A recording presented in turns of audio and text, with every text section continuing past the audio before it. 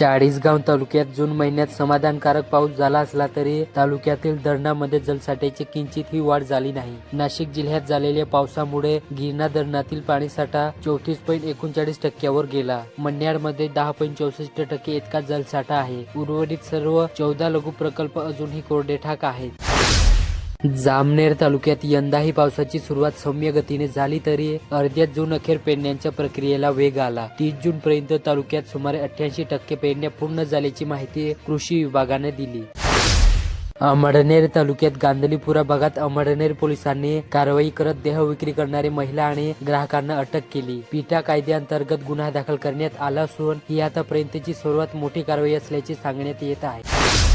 बडगाव शहरातील पाचोरा चौफुलीजवळ सार्वजनिक ठिकाणी शांततेचा भंग करणाऱ्या तिघांना पोलिसांनी विचारणा केली असता त्या तिघांनी पोलिसांची हुज्जत घातली। सार्वजनिक शांततेचा भंग केल्याप्रकरणी बडगाव पोलीस स्टेशनला तिघांविरुद्ध गुन्हा दाखल करण्यात आला।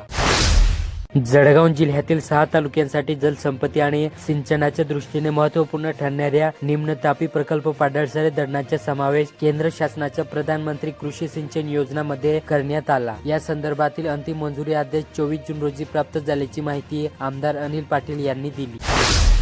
धरणगाव तालुक्यातील पारधी येथे भाऊसाहेब गुलाबराव पाटील महाविद्यालयात एक पेड माँ के नाम मोहिमेअंतर्गत वृक्षारोपण करण्यात आले। राष्ट्रीय सेवा योजना कक्षाद्वारे एक पेड माँ के नाम मोहिमेच्या पार्श्वभूमीवर वृक्षारोपण करण्यात आले।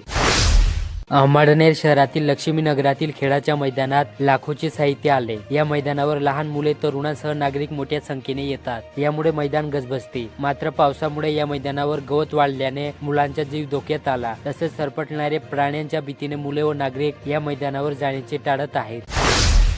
बडगाव तालुक्यात वाळे परिसरात 3च दिवसात 3 वारसांच्या फडशा बिबट्याने फाडल्याच्या घटना घडल्या। या महिनाभरात 5 जनावरांना बिबट्याच्या हल्ल्यात जीव गमवावा लागला तर 2 वर्षात वाळे परिसरात 30 पशुधनाचे बिबट्याने बळी घेतले। बडगाव तालुक्यातील महिंदळे येथे कर्मवीर तात्यासाहेब हरिरावजी पाटील किसान शिक्षण संस्था बडगाव संचलित माध्यमिक विद्या मंदिर महिंदळे येथील विद्यार्थ्यांनी महिंदळे गावातील प्रत्येक चौकात पथनाट्याद्वारे जनजागृती केली। बडगाव तालुक्यातील कोसगावच्या रेल्वे बोगद्यातील पाणी मार्गस्थ करत शेतकऱ्यांनी तात्पुरता तोडगा काढला। मात्र या प्रश्नावर कायमस्वरूपी तोडगा कधी निघणार असा सवाल ग्रामस्थसह शेतकऱ्यांनी केला। जळगाव जिल्ह्यातील पाचोरा तालुक्यात महिलांना कौशल्य प्रशिक्षण देऊन त्यांना रोजगार व स्वयंरोजगार उपलब्ध करून देण्यासाठी शासनाच्या वतीने दीनदयाळ अंत्योदय योजना राष्ट्रीय नागरी उपजीविका अभियान सुरू करण्यात आले। त्याअंतर्गत पाचोरा नगर परिषदेतर्फे महिला बचत गट मेळावा उत्साहात पार पडला।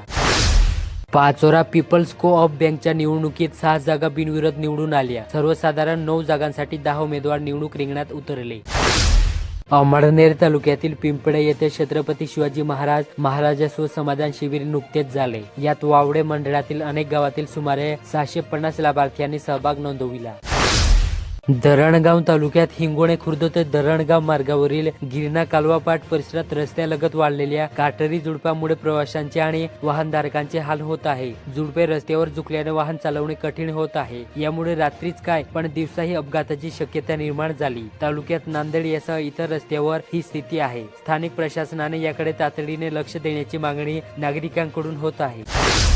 पारोळा शहरातील टायगर इंटरनॅशनल स्कूल व वन विभाग यांच्या संयुक्त विद्यमाने वन महोत्सवाचे औचित्य साधून वृक्ष दिंडीचे आयोजन केले होते। यात 3री ते 6वीच्या विद्यार्थ्यांनी सहभाग घेतला। साधू संतांचे अभंग, लेझिम पथक, नुक्कड नाटक आणि पालखीच्या माध्यमातून समाजात वन संवर्धनाचा जागर करण्यात आला। या वृक्ष दिंडीने शहरवासींचे लक्ष वेधले।